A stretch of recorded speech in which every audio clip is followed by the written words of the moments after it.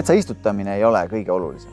Tegelikult hooldamine ongi olulisem. Et kui jääb ka mets looduslikule uuendusele, sellest ei juhtu midagi, kui seda hooldada järjepidevalt esimene 10 aastat, 10-20 aastat.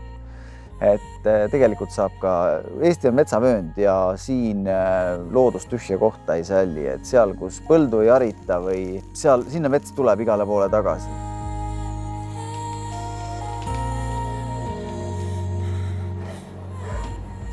Võib-olla alustame sellest, et pärast istutamist, kui see väike männi või kusetaim saab istutatud, pärast seda järgneb kultuurihooldus. Kultuurihooldus tähendab seda, et me selle istutatud taime päästame siis heina ja vaarika ja õsasest välja. Vastasel juhul, kui me seda ei tee, mändi kindlasti see lehtpuu ja vaarikas ja hein lämmatab ära ja mänd võibki seal ära kuivada. Ta ei kasvagi välja, et siis oleks istutamine tühi töö. Kuusk on veidikene palju taluvam. Tavainimese silm vaatab, siis ma ei usu, et ta näeb seda kuusikuna. Vaarikas on neile veel hetkel ikkagi väga suur konkurent. Ma isegi ostaks arvata, et siin all on kuusk. Valguse andmiseks oleks vaja see vaarikas siit maha niita. Kindlasti see kuusk, ma arvan, kasvaks ise siit välja, aga tal võtab see rohkem aega. Kuna ladva kasv on nii palju väiksem, kui ta ei saa valgust. Seda me püüame siin siis selle kultuurihooldusega talle võimaldada.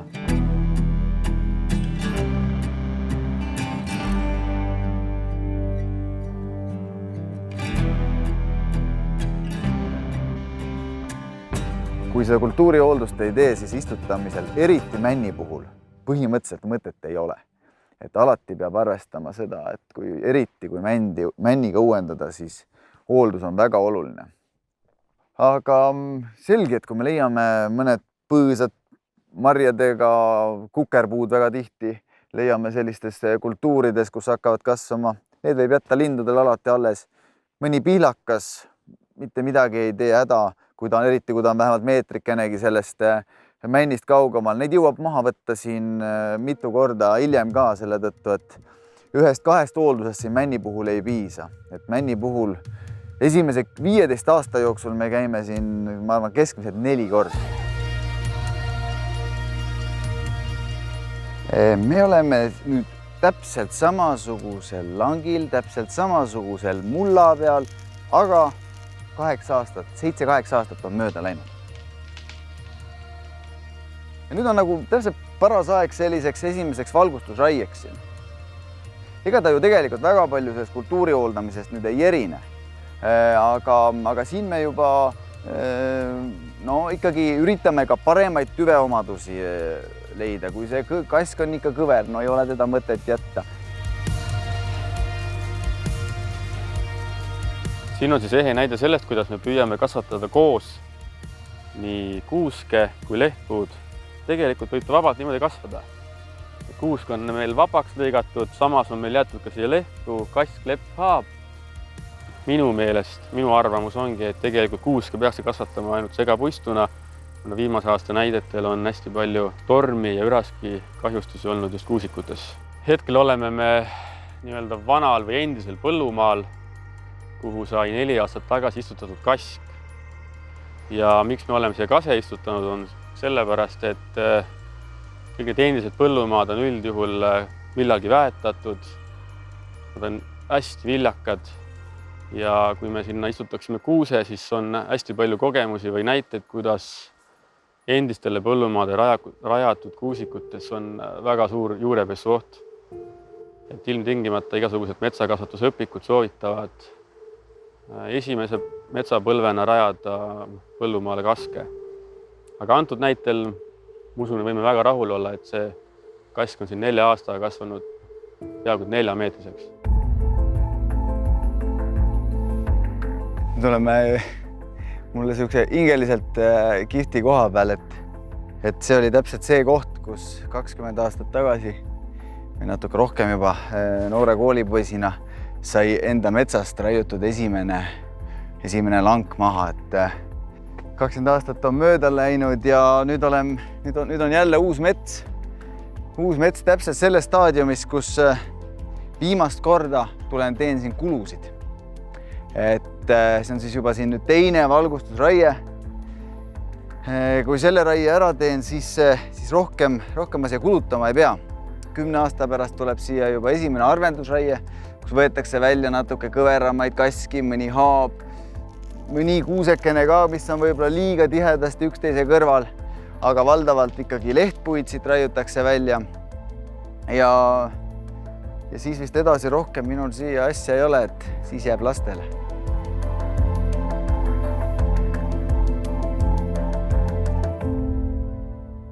Me oleme circa 20–30 aasta vanuses kaasikus. Siin ei ole ainult kaset, siin on kindlasti ka leppa, haaba, teisi lehtpuid. Kuid miks me siin oleme, on see, et ilmtingimata on siin vaja läbi viia arvendusraie.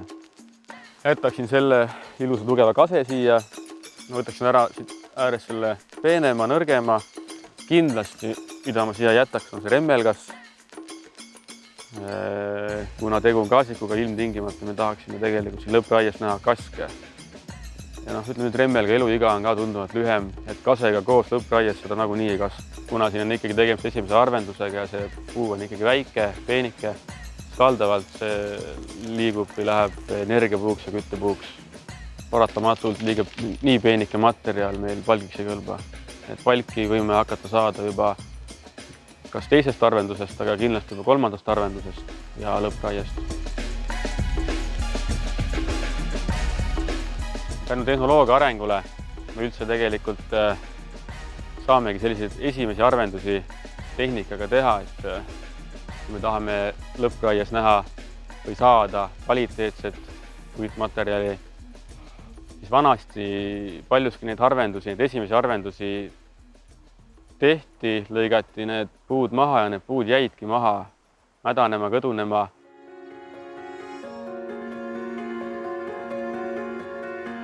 Et tänapäeva energiatööstus on nii palju arenenud, et meil on võimalus seda puitu realiseerida.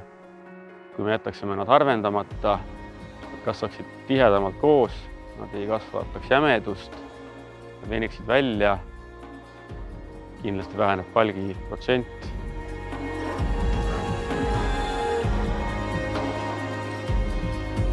Hetkel oleme circa 35-aastases männimetsas.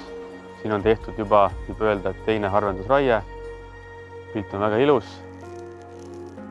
Kindlasti on seenelise ja marjulise jaoks selline hooldatud mets palju meelsam korjamiskoht, seenemarja otsimise koht, kui seda oleks ta arvendamata või tiheda alusmetsa näol. Võrdluseks saame tuua näite, kus siin kõrval on täpselt samasugune puistu olnud, kuid ta on arvendamata, õigel ajal majandamata.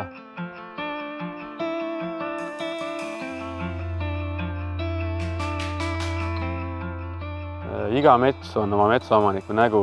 See, kuidas ta seda tulevikus näha soovib, seda kujundab, on kõik tema enda kätes. Eks ikka mõtted liiguvad sinna, et kas oma lapsed jätkavad nagu sama metsaradasid käia aga eks lootus jääb. Hirm on muidugi, et vaadates seda nende arvajate hulka ja seda, mis siin metsanduse ümber nagu toimub iga päev, ja loodame, et inimesed mõtlevad sellele, et usaldavad ikkagi neid inimesi, kellel on vastav haridus, neid teadlasi, kellel on vastav haridus. Kui see nii läheb, siis on metsaga kõik hästi.